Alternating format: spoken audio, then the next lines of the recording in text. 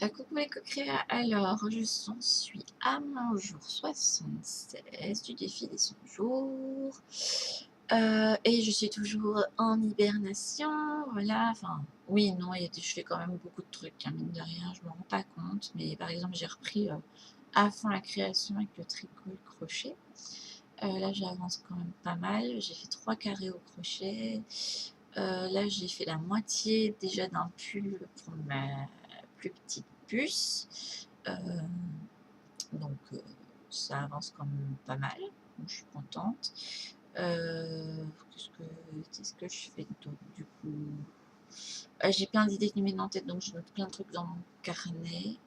Mon bullet journal, je le tiens vraiment qu'à moitié, je l'utilise pas vraiment en fait comme pour mettre les activités et tout ça, ça me convient pas ça, donc il faut que je l'utilise autrement. Faut que je trouve un truc où je vais peut-être plus utiliser comme carnet pour mettre les gratitudes, des idées, des machins, mais organiser ma semaine, ça ne m'aide pas spécialement à faire ce que je note dedans en fait. Et des fois je note vraiment rien du tout, donc je prépare les pages et je note rien. Donc tant pis, on teste, hein, on verra ce que ça donnera pour mon bullet journal du coup à terme. Alors pour cette journée, j'ai tiré l'ange du temps avec les oracles d'être en lumière qui me dit que je dois me poser, que je dois arrêter de trop travailler justement et d'accepter cette période d'hibernation, ce que j'ai fait. Hein. Et en fait de reprendre le temps de méditer, de faire une activité physique, ce que je fais du yoga. Voilà, cette semaine je vais faire tout, quasiment tout le soir, sauf mercredi parce que Top Chef recommence. Et je vais certainement regarder, parce que j'aime bien cette émission. C'est aussi mieux s'alimenter et ça, bon, j'ai encore des efforts à faire, mais ça c'est normal, c'est pas du jour au lendemain que je vais apprendre à manger en conscience et pas avoir de craquage. Et puis j'ai eu en complément la carte danse qui m'invite en fait à chanter à tue-tête, danser dans mon salon. Donc je crois que je vais faire ça avec mes filles aujourd'hui. Alors depuis vendredi aussi, belle victoire. Ma petite a percé enfin ses deux. Elle a percé deux dents. Je suis trop contente si vous saviez parce que elle souffrait le martyre depuis qu'elle a 3 mois. En fait, elle faisait des épisodes de poussée dentaire, mais rien qui sortait du coup. En fait, il y a tout qui se mettait en place. Et elle a souffert mais énormément avec les joues tout le temps rouges et les gencives tuméfiées. Enfin, elles étaient parfois rouge sang, quoi. Les petits rhumes qui allaient avec, puis les horribles fièvres, parfois jusqu'à presque 40 degrés. Quoi. La fois où ça a failli arriver, là, ça m'a fait franchement peur. Et là, en fait, ce que j'ai fait, parce que j'en avais tellement marre d'avoir souffert, j'étais là, mais s'il vous plaît, j'ai appelé les anges de ma fille et j'avais fait dans la semaine, s'il vous plaît, aidez-la à ce qu'elle sorte ses dents et sans douleur. Et en fait, bon, je sais pas si c'est vraiment arrivé sans douleur, mais euh, en fait, je me suis même pas rendu compte qu'elles avaient sorti. C'est que, en fait, vendredi, au repas de midi, je regardais, elle ouvrait bien sa bouche et j'étais enfin, on dirait qu'elle a une dent en bas. Mais non, c'est pas possible, ça doit être parce que j'avais fait des coquillettes. Ça doit être la coquillette en bas qu'elle mange qui s'est accrochée à sa gencive. Je re-regarde, non, du coup j'ai mis la peau, j'ai mis le doigt dans la bouche. Et en fait, elle avait une dent.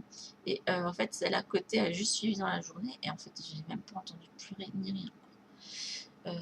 Donc voilà, j'étais toute contente que ça dent soit sortie. Merci univers, parce que là, c'était franchement dur pour elle. Quoi. Ma première fille, elle les a sorties comme une lettre à la poste. À 2 ans, elle avait toutes tes dents et en fait là, elle a déjà des dents. Elle ne devrait pas normalement sortir à cet âge-là qui sortent. Normalement, vers les 2-3 ans, en fait, ils ont une vingtaine de dents et elle en a déjà plus. Déjà toutes les... En fait, normalement, ils ont jusqu'au prémolaire. Et là, il y a déjà ces molaires qui sortent à l'écran. Donc, vite, très vite, ces dents-là. Et puis, pour ma petite, on verra, mais je suis déjà rassurée. Puis là, je suis en période difficile avec... enfin, difficile. Ma grande détresse, j'ai une petite fille assez responsable et même assez calme. Elle aime les activités très calmes, même si, bon, là, je crois qu'elle va être contente bientôt pouvoir sortir parce qu'elle en a marre de l'hiver et du fait de ne pas pouvoir jouer autant qu'elle veut dehors, parce qu'elle aime bien aller dehors. Et là, en fait, depuis qu'elle a eu ses 3 ans, mardi, elle est toujours dans une grosse période. Non. Tu vas aller prendre ton bain? Non. Et en plus, elle ne fait pas que dire non. C'est genre, non, j'irai pas, quoi. Donc, du coup, je la coller dans le bain avec cris, pleurs et compagnie. Enfin, non, ça va, elle pleure pas trop. Elle voit que je suis décidée et que de toute façon, c'est comme ça et pas autrement. Elle montre vraiment qu'elle veut pas. Là, hier, sa tata lui a dit, bon, comme papa avait laissé le bonnet, parce qu'on va tout le temps avec 10 000 sacs dans la voiture quand on va quelque part, parce que je veux rien oublier pour mes filles. Enfin, donc on prend une tonne de jouets pour les occuper, je prends je sais pas combien de tenues pour les changer si jamais un accident, par exemple avec ma petite si jamais sa couche perce, ou pour ma grande si jamais elle ne dit pas attendre qu'elle doit aller faire pipi ou des trucs comme ça. Tous les trucs pour elle manger, enfin voilà, des médicaments si jamais il y a un truc. Donc à force on sort avec 10 000 sacs. Et papa avait laissé le bonnet en remettant toutes les affaires dans la voiture pour la grande. Donc du coup on lui a dit de mettre sa capuche. Et sa tata lui a dit ah mais non mais de toute façon tu mettras ta capuche, tu ne gagneras pas avec moi. Qu'elle lui a fait. En fait, ma petite truc comme ça avec sa capuche. Enfin voilà. Mais je sais pas, je suppose que ça va passer cette période. Il y a des moments où je lâche du lest et je vois que de toute façon elle va faire quand même ce que je lui dis. Et des fois je suis obligée de crier. Quand je vous dis que je suis obligée de crier, j'ai vraiment pas le choix que je passe 20 minutes, une demi-heure à essayer de faire autrement, quoi. Et c'est quand j'ose le ton un bon coup qu'elle se calme.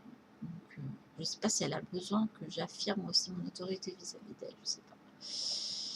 C'est assez compliqué. Surtout quelqu'un qui, comme moi, n'a pas d'autorité. Voilà. Et j'en ai vraiment pas.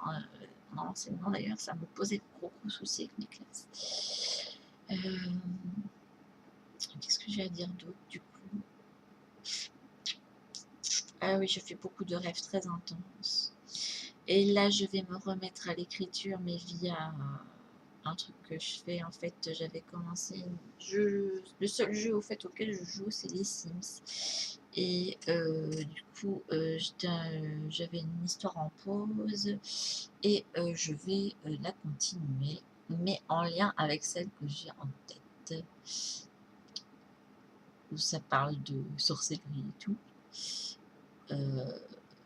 Puis je vais reprendre tout ça petit à petit, parce qu'en plus là mon homme va reprendre le boulot, et comme le soir de toute façon il va se coucher quand il fait le matin à 8h du soir, et que mes filles seront couchées à 9h, bah, j'aurai la soirée pour prendre un peu de temps pour faire ça, quoi. Donc voilà. Je vais réécrire. Ah oui, je baille. Ça, je suis pas fatiguée, hein, mais ouais. Je baille. Mais bon, en même temps, j'étais couchée très tard hier. J'ai écouté de la musique jusqu'à pas d'heure, jusqu'à minuit et demi, je crois. J'avais pas envie d'aller me coucher. Et en fait, je me suis forcée. Je me suis pas endormie tout de suite. Du coup, je crois que je dû m'endormir, il était 2h du matin, et mon homme a eu son réveil qui a sonné 3/4 d'heure plus tard. Et je sais pas, j'avais besoin d'écouter de la musique hier soir et j'étais en plein dedans. Ça m'a fait du bien. Mais du coup, sur ce, je vous laisse. Je crois que j'ai rien d'autre à dire. Ah si, pour mon dessin de l'animal totem, il est où mon livre? Je vais vite vous faire une recherche.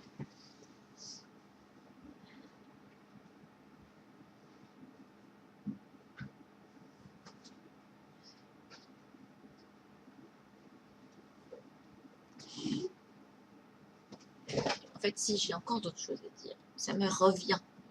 Eureka, comme la carte. Parce qu'en fait, maman m'a dit qu'elle avait discuté avec sa meilleure amie et que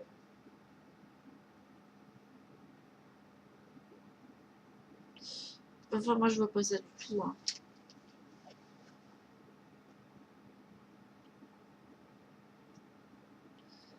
Je ne vois pas ça du tout, mais bon. Elle avait pris le dessin dans un autre sens. Et elle en fait, je sais pas, je vais vous montrer dans un autre sens pour. Et elle, en fait, elle voyait un dauphin avec l'eau et tout. Alors, je sais pas dans quel sens elle l'avait regardé. Je sais pas du tout dans quel sens elle a pu regarder. Parce que moi, je ne vois toujours pas de dauphin. Moi, je vois vraiment qu'un oiseau. Et en plus, chose extraordinaire, hier, on prend la voiture du coup pour aller jusque chez les grands-parents de mon homme. C'était les 82 ans en fait de son grand-père, qui est toujours bien alerte. Il dit que ses facultés baissent, mais qui est toujours très bien pour son âge. Et, et du coup, à un moment, je regarde sur ma droite et sur un pilier en bois, en fait, il y avait une bus qui était posée dessus. Tout majestueux comme ça, il nous a regardé passer avec la voiture. Et je suis à mon âme.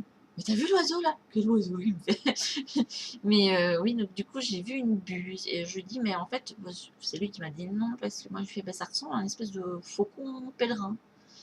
Elle fait bah alors c'est une buse il me fait parce que bon ça ressemble pas à un. Je dis je sais pas si dire ça ressemble à un aigle ou un faucon pèlerin et ça ressemble à un rapace quoi. Enfin voilà. C'est quand même assez grand le machin. Je dirais même que ça ressemblait plus à un aigle en fait finalement. Enfin voilà, tout ça pour dire que bon, c'est en lien avec mon dessin quand même. Donc voilà. Moi je vois toujours pas le dauphin, je n'arrive pas à le voir. Donc ça aurait été rigolo que je tombe sur le dauphin parce qu'en fait enfin, j'adorais les dauphins quand j'étais petite, mais j'aime toujours les dauphins d'ailleurs. Je trouve que c'est des animaux extraordinaires, mais non, voilà. Et alors le dernier truc, c'était voilà. Les réflexions autour des prénoms, mais aussi autour de mon nom de famille. Alors déjà autour du prénom, j'ai une réflexion, c'est travailler sur la lettre S, parce que premièrement, quel que soit le prénom, mes parents avaient en tête de toute façon que mon prénom commençait par S. Donc c'était soit Sylvie ou Stéphanie chez mon père et ma maman c'était Sophie. Et si j'avais été un garçon, ma maman voulait m'appeler Sébastien. Voilà, donc c'était que des S. Voilà, pour poser le truc. Et mon nom de famille, en fait, commence par S. Donc déjà, je me suis pris de grosses... enfin, quoi que j'en ai pas pris tant que ça. Des fois, les gens se rendaient compte qu'en fait, mon nom de famille, ça faisait SS. Vous voyez, comme les trucs de nazis. Mais ça va, je me suis pas pris tant que ça, cette réflexion dans la tronche quand j'étais ado, ni enfant d'ailleurs. Mais voilà, il y a quand même le S, c'est quand même très très important. Et j'avais une réflexion sur le fait que le S c'était un truc sinueux, c'est un chemin sinueux et tout. Et aussi, ben, ça fait penser à un serpent, du coup. Donc, du coup, voilà peut-être pourquoi le serpent.